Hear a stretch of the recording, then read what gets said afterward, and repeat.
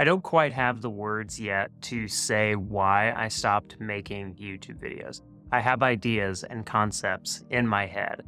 The simplest way to explain it is that I psyched myself out, that there was, in my mind, a level of expectation about what a YouTube video was supposed to be for me that became an insurmountable challenge for me to do. Lots of other things happened in life that I'm going to tell you more and more about. But what is fun about where I'm at now, if I have the courage to continue, is that I feel like I'm going back to my roots as a YouTuber. It will still be very productivity, goal, life, achievement oriented. I'm going to show you, there's no one else here. I'm going to show you like the journals. They're still around, everyone. There's still hundreds of pages that we can go over together. But I got intimidated by the quality of really great YouTubers. And I got in my head about what it took in order to do that to a level of excellence. And I just knew that I didn't have the time.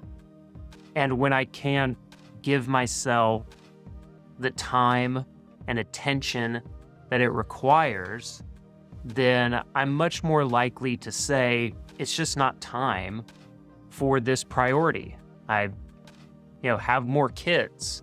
I have a business that takes the majority of my time. I've been writing a newsletter consistently for several years now.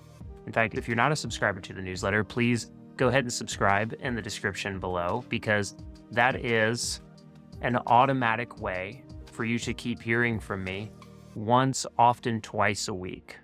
The intimidation, the way that I built up what YouTube success meant in my head is something that I'm now getting over, because I do miss YouTube. I do miss connecting with everyone. And what I'm seeing that's giving me encouragement are some other cool YouTubers that are engaged in longer form content that doesn't rely as much on the quick cuts and the Mr. Beastification of YouTube and the internet. I love Mr. Beast. I think Jimmy, that's his real name, is a genius. And not that I was ever going to make productivity Mr. Beast videos, even though I did spend a lot of time thinking about what that could look like. And that was part of the challenge that I found insurmountable. What I miss about YouTube, what I miss for me about YouTube is it was my most creative stretch personally, because I was making things consistently and I was talking to people all the time. And there is a version of YouTube that is highly produced, that everything is scrutinized, the thumbnail, the title, the retention, the click-through rate, and all of that matters. But to me, running a channel where all of that mattered to optimize everything to the nth degree quickly became a channel that I was not able to get excited about personally. And to be perfectly honest, I don't know if I ever officially said this on the channel, is I got a little tired for a while talking about the bullet journal, because that was well over a year ago at this point. What else could I say about the bullet journal that I haven't already said? But there is value in continuing to talk about things that matter, especially for people who are coming in.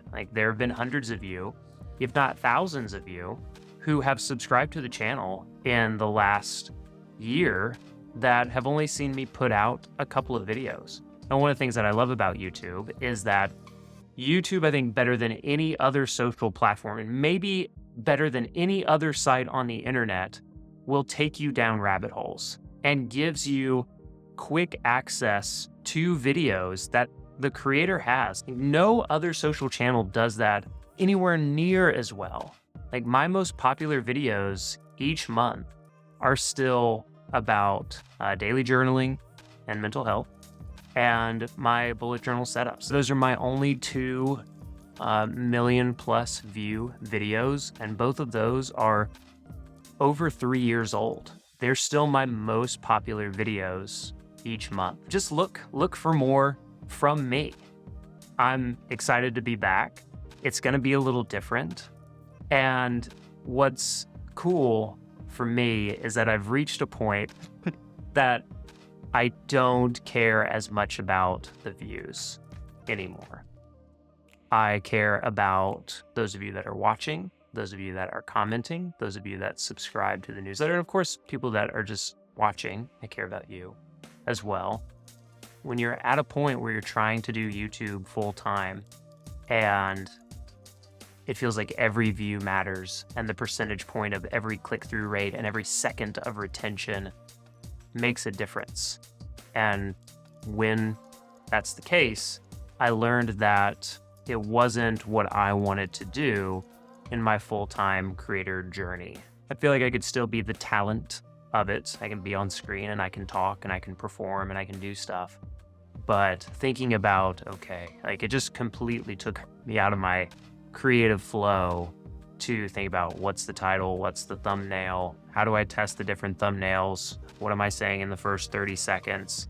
I can get better and better at that, but it felt like such a challenge for me. From a creator perspective, like I talk about consistently all the time, I'm a little ashamed that I let myself be so psyched out by the challenge of it and that I wasn't able to overcome that challenge. I don't know if I'll be able to. Maybe I need a big team, and maybe I need to get over the financial commitment of having a team that can worry about all those things so I can just be me on camera for you and with you.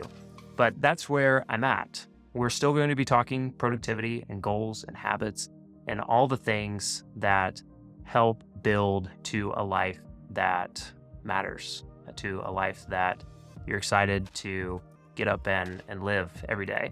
If you are a relatively new subscriber or you've been following along the channel for many years, love to hear. And the other part is, if you're not subscribed to the newsletter, I send 2 per week. There is the productivity newsletter, goes out on Tuesday. It's called To-Do's Day. Love a good pun in my 40s.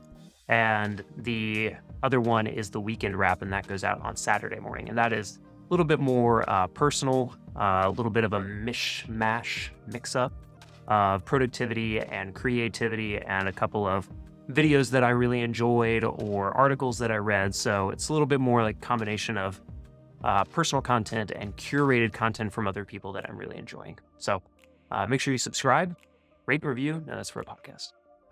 Give this a like, comment so I know you're here, and let me know what questions you have or what you would like to see from me in the future, because the other way that this channel really grew when it was growing at its fastest and at its best and its most organic was when you were asking questions in the comments, and then I would just make a video that answered that question for you. So I hope to hear from you. Subscribe to the newsletter, and there will be another video soon. I can't commit to a specific day, but there will be another video soon. Thanks. I appreciate you.